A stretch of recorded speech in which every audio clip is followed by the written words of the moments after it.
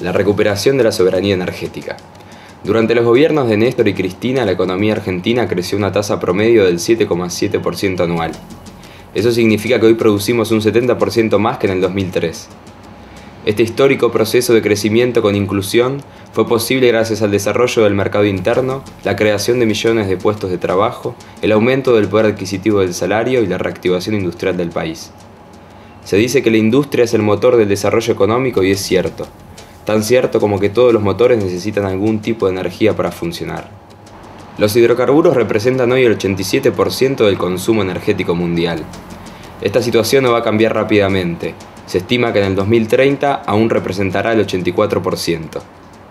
Esto significa que la dependencia de cualquier economía respecto a los combustibles fósiles será duradera e inevitable. Esto los vuelve un recurso estratégico para cualquier país. Las mayores reservas de petróleo y gas se encuentran ubicadas fuera de los principales lugares de consumo. Es notable la paradoja. Estados Unidos y la Unión Europea, que son los principales consumidores del mundo, tienen una gran escasez de reservas. Es decir, tienen que ir a buscar el recurso a fronteras afuera. Por eso las potencias mundiales vienen desarrollando distintas estrategias para conseguir petróleo. Inversiones de grandes empresas multinacionales, presión diplomática sobre los países productores y en última instancia guerras e invasiones para apoderarse de esa riqueza por la fuerza. Esto hace que los hidrocarburos sean el motor de la geopolítica mundial.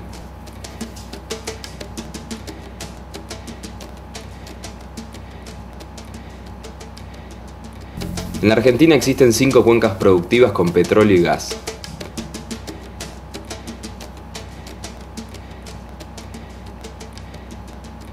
Veamos cómo se administró este recurso durante las últimas décadas. Mientras lo administró la YPF estatal, la producción estaba orientada hacia el mercado interno. Prácticamente cada barril que se producía se consumía en el país. Luego de la privatización y desnacionalización de los 90, la producción aumentó porque el objetivo era exportar a precios internacionales. Como se observa en el gráfico, a partir de la privatización se empezó a producir más de lo que se consumía, y lo que sobraba se exportaba. ¿Cuál es la fórmula entonces? Exportación de recursos no renovables, más falta de inversión, igual mal negocio para el país, buen negocio para la empresa. Los objetivos de la empresa estaban orientados a la maximización de las ganancias de las firmas transnacionales y no a los intereses estratégicos del país. Esto explica la brecha entre las dos líneas del gráfico, indicando un divorcio absoluto entre las necesidades del país con las decisiones de negocio de la empresa. A partir del 2003, Néstor Kirchner llevó adelante una política que buscó revertir el modelo neoliberal de desregulación del mercado energético, desacoplando los precios internos de la energía respecto de los de exportación, lo que permitió tener energía barata en un contexto internacional de altos precios. De esta forma, la industria tuvo un insumo clave para poder desarrollarse. Hoy el precio internacional del barril es de $105. Como consecuencia de la política de desacople, en el mercado local el gobierno obliga a la empresa a vender a $68 el barril. El caso de YPF es similar al de las retenciones a los granos, donde la regulación por parte del Estado mediante el desacople de precios permite una reducción de la ganancia extraordinaria de los exportadores y un beneficio para los consumidores locales.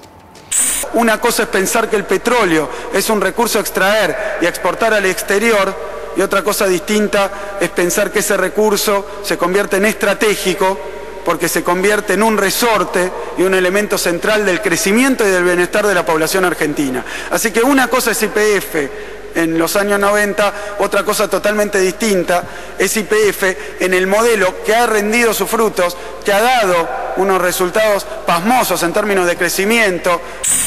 Es importante que entendamos que esta política de precios representa un factor clave para que seamos competitivos en el resto del mundo.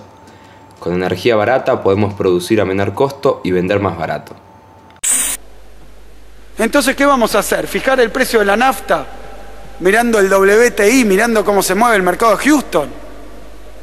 Entonces el señor va a llegar al surtidor con una pantalla de Bloomberg o de Reuters viendo a cuánto está el petróleo en Houston. ¿Cuál es la última invasión norteamericana que eso afecta el precio del petróleo? Bueno, señores, ese precio pedía el señor Brufau. Un precio a tono con el precio mundial. O que si no, lo dejáramos exportar más. ¿Es alto o bajo el precio del barril interno? ¿Lo podemos controlar teniendo un señor que todos los días nos va a condicionar su actividad a que esté el barril interno al mismo precio que el barril externo? Pónganse en las botas de un empresario que puede vender afuera 105, adentro a 60, 65 dólares. ¿Qué va a hacer? ¿Qué va a hacer? Va a guardar el petróleo. No lo va a sacar de abajo de la tierra.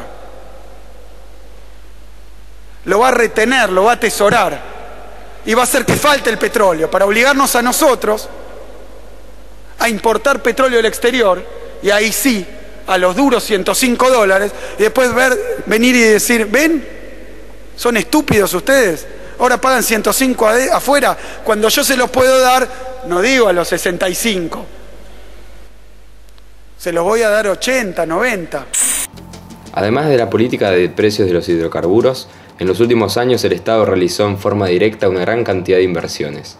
Se sentaron las bases para el desarrollo de energías alternativas y la diversificación de la matriz energética, factores claves para la soberanía nacional.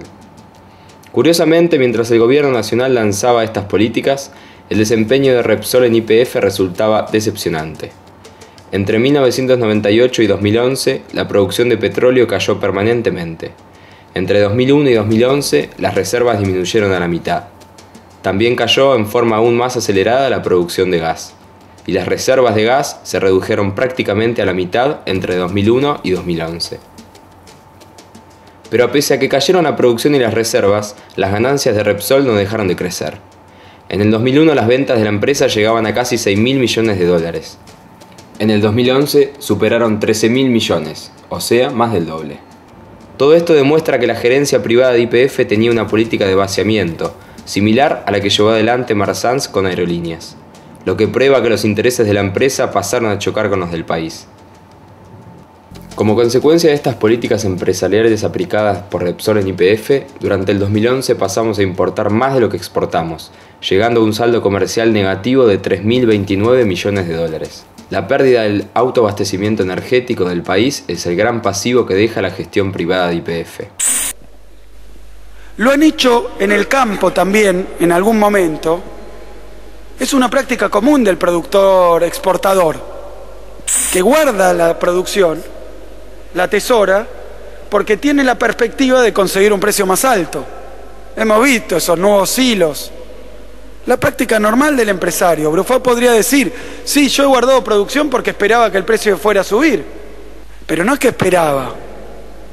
Todos los días operaba, insistía, presionaba. En este marco, la presidenta tomó la decisión de recuperar para el país la empresa YPF, que sigue siendo, a pesar de las políticas devastadoras de la administración de Repsol, la principal empresa sobre la cual se articula todo el sector energético nacional. Esta decisión tiene una importancia inmensa y se inscribe dentro del proceso de recuperación de soberanía nacional iniciado en 2003. Los gobiernos de Néstor Kirchner y Cristina Fernández de Kirchner tomaron tres grandes medidas. La primera es la recuperación de la soberanía económica tras la renegociación de la deuda con el FMI. La segunda es la conquista de la soberanía fiscal, con la estatización de los fondos previsionales.